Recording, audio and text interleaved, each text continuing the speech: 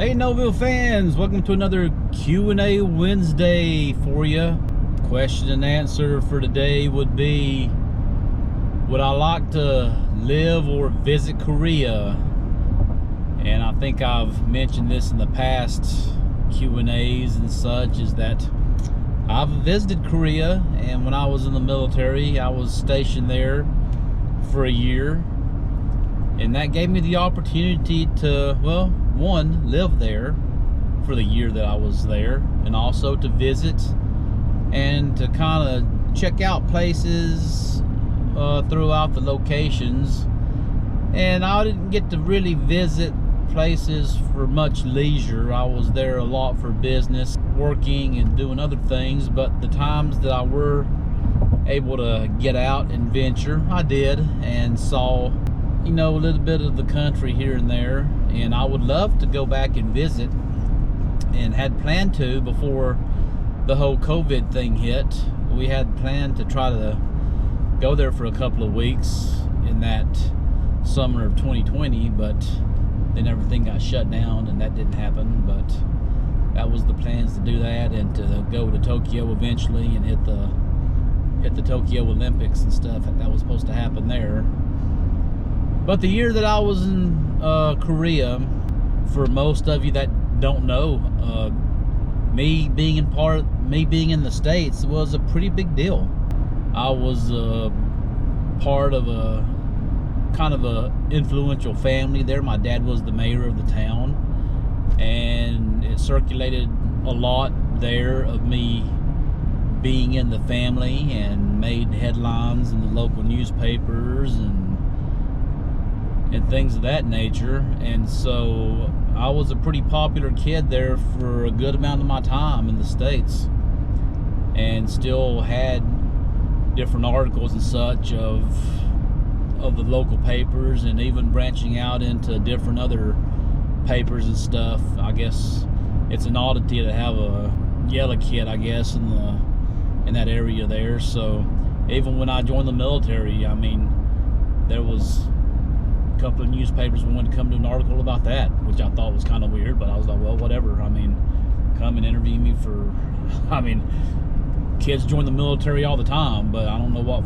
made me want to join, and how that went out was so much more special than anybody else. But I mean, it was. So they came and interviewed me for that, and it was in the paper. And even my time there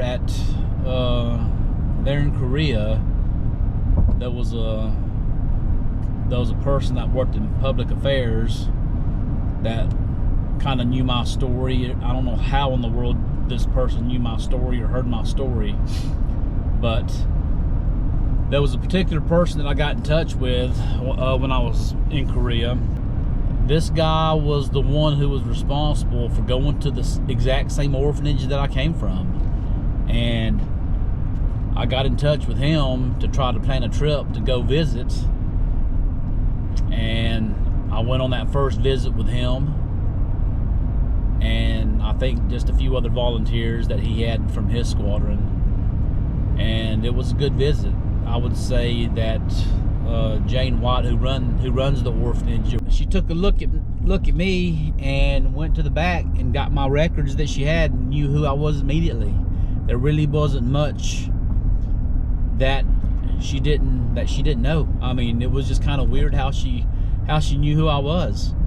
And I would say that it was flat on about almost 20 years from the last time she would have saw me, because again, I was adopted in 1980 was when I came into the States. I got there around August time frame, probably made the first visit to see her around, oh man, it's probably like maybe September, October.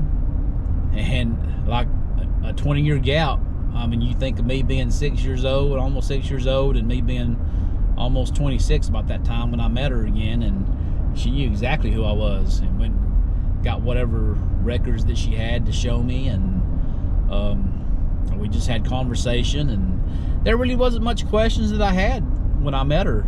I mean, there really wasn't much information that she really had, also because the boys' home that I was in before, I mean, it burnt down, and any records that I would have had from there was non-existent.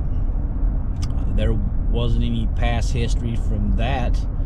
And I mean, I don't know what questions I could have asked because I had no questions to ask.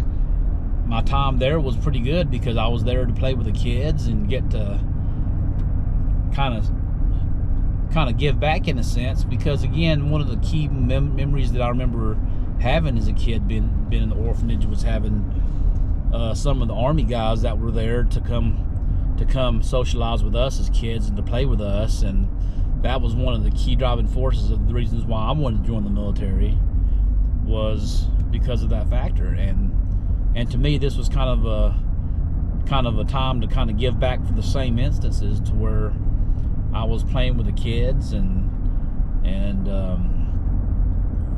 they were very well receptive to me, you know, being Korean also. Didn't speak a lick of Korean regardless of the language barrier.